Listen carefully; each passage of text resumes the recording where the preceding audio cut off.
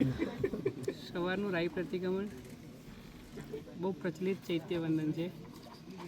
શ્રી શત્રુંજય સિદ્ધ ક્ષેત્ર દીઠે દુર્ગતિ વારે, ભાવ ધરીને જે ચડે તેને ભવ પાર ઉતારે. આપણા મનુષ્ય જન્મનો ગોલ છે ને મુખ્યત્વે એ છે સંસાર સમુદ્રથી પાર ઉતારવાનો. તેના માટે શું કરવું જોઈએ? પહેલા નંબરમાં કહ્યું શત્રુ ઉપર જય મેળવવાનો. શ્રી શત્રુંજય, શત્રુ ઉપર જય. કયા શત્રુઓ?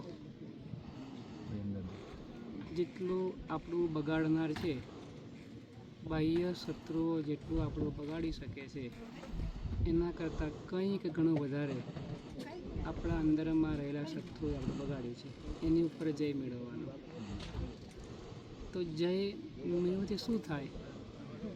સિદ્ધ ક્ષેત્રની પ્રાપ્તિ થાય. ત્યાંથી ફરીવાર ક્યારેય જન્મ લેવો ના પડે, કોઈ પ્રકારના ઉપદ્રવ વગેરે ના હોય, નિરંતર જ્યાં મંગલ જ હોય, સ્થિતિ પણ અક્ષય સ્થિતિ હોય, સુખ પણ શાશ્વત હોય, પરમેનન્ટ રહે. દરેકને સુખ જોઈએ છે, ભેળસેળ વગરનું જોઈએ છે, પરમેનન્ટ જોઈએ છે, સરસ જોઈએ છે. એ ક્યાં મળે? સિદ્ધ ક્ષેત્રમાં મળે. તો શત્રુ ઉપર જઈ અને સિદ્ધ ક્ષેત્ર પ્રાપ્તિ કોણ કરાવે છે? તો શત્રુંજય ગિરિરાજ કરાવે છે. એની પાસે એવી શું તાકાત છે? તો દીઠે દુર્ગતિ વારે, જેને જોવા માત્રથી દુર્ગતિ દૂર થઈ જાય. આવું તો બને જ નહીં, પણ શત્રુંજયથી બને છે. આવું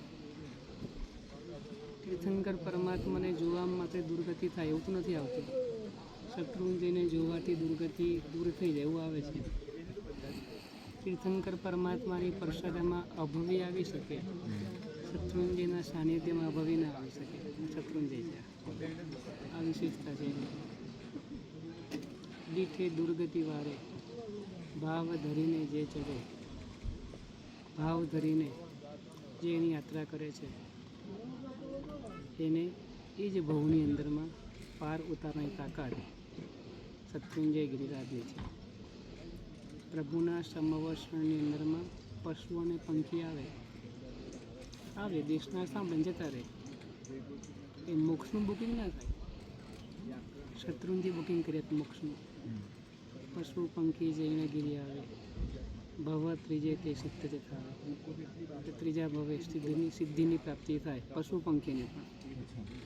એવો શત્રુંજય ગિરિરાજ એનો છરીપાલી સંઘ આપણા જ ગામથી, આપણું ગામ એટલે મોટા સુરકા, આપણા ગામની અંદરમાંથી આવા છરીપાલી શ્રી સંઘનું આયોજન એક સંઘના નેજા હેઠળ થઈ રહ્યું છે. શક્તિ હોય સંપત્તિથી જોડાય, શક્તિ હોય સમયથી પણ જોડાય, શક્તિ હોય બુદ્ધિથી પણ જોડાઈ શકે છે, શક્તિ હોય દ્રવ્યથી પણ જોડાય અને ભાવથી પણ જોડાય. બસ આપણા સંઘનું છે, આપણું જ કાર્ય છે. આપણા સંઘનું છે અને આપણું કાર્ય છે. આપણે જ ભેગા થઈને કરવાનું છે. કાર્ય સરસ સહાય વિના કરી શકે ન કોઈ. કાર્ય સરસ કરવું હોય કોઈ કરી શકતું નથી તો કોણ કરી શકે? કહો હથોડો શું કરે જો નવી હાથો હોય.